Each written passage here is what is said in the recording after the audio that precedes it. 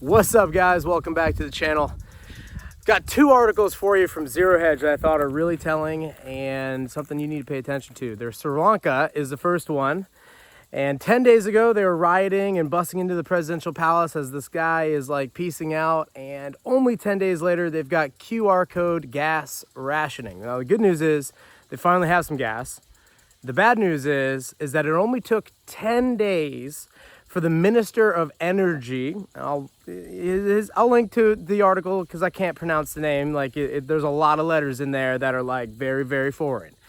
But it only took 10 days for him to get QR codes on the gas pumps so that they could do gas rationing. So this is like very telling, like you're moving to a digital ID rationing system.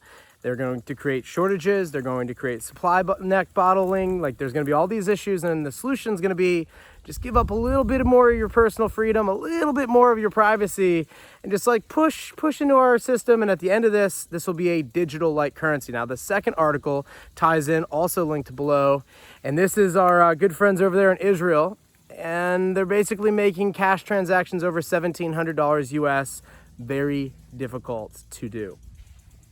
Digital currency coming, digital IDs coming. What are you going to do about it? And my answer to that is, well, we know when you ban things, it never works out, right? Like think like alcohol in the 1920s. Think about weed after the 1930s. Think about like any of these things that you ban, you always end up getting more of it, but you end up with black markets. And so what will occur in the currency space is people are going to go to things that are not necessarily black market, but for those things that you're just not allowed to have, whether that be a meat limit, maybe you're over carbon, so you're not able to grab additional fuel, whatever it is that you want that's rationed out where you're not allowed to have it, people are going to shift to other forms of currency. And if you look at other forms of currency throughout history, things like bullets have been used previously for currency, like it's a hard metal asset that has intrinsic value. Robert Kiyosaki talks a lot about this, about buying 5.56 for 5 cents on the pallet because he bought a warehouse of them. And he talks about selling them even today at $1 a round, which is a 25x. I mean, there's very few things that I've done a 25x on. A couple, but 25x is pretty darn good. Anyway, that's a store of value. If you look at World War II and POW camps, cigarettes were like that. It may be moonshine, like in the 20s. That was a big common currency. Could be any of these things. Could be cryptos. It could be most likely the easiest thing to trade, and the most thing that'll like probably be most looked upon well. It's bad wording, but silver, gold, copper. American printed silver, gold, and copper. That's like your regular pennies, and you can still find them in your change. That is like silver dimes and quarters and ounces, $1. They're like literally printed on it.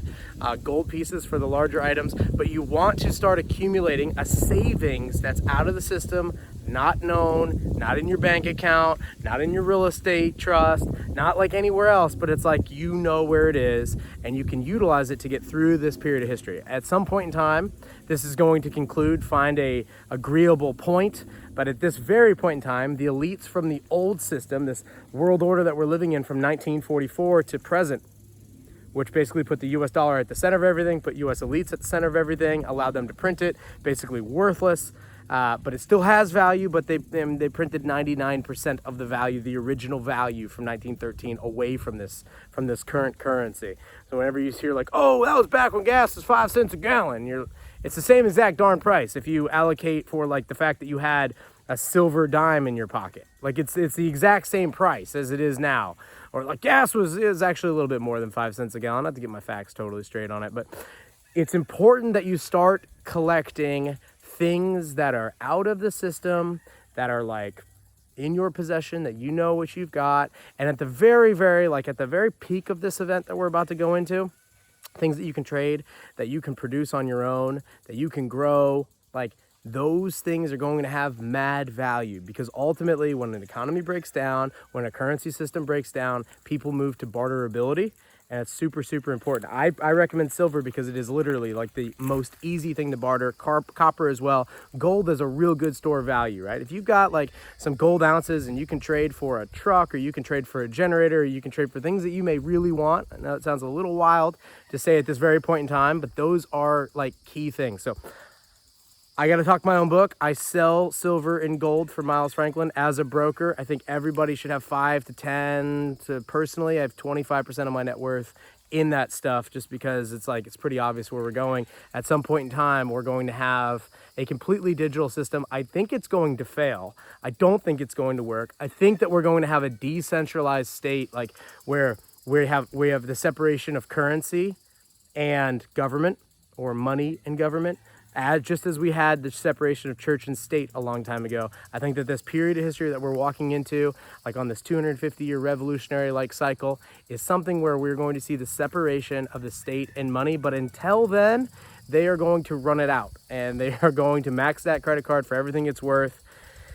And whether it's going to be hyperinflation or an epic deflation, or it's going to be whatever it may be, I think that you have got to have some currency outside of the system. And there are many different options, but things that are universal in nature that you can move amongst each other, amongst your own like network of people, and not be recorded, not be tracked, they're going to have mad value. And so if you invest in that stuff now, if you save in that stuff now, and as these events, I mean, Sri Lanka is just a test case. And if you look at the minister that put this out, and you look at what he's a contributor to, it's a 3-letter agency, NGO, essentially a 3-letter agency. They're responsible for a lot of crazy things these days. It's the World Economic, yes, it's the WEF.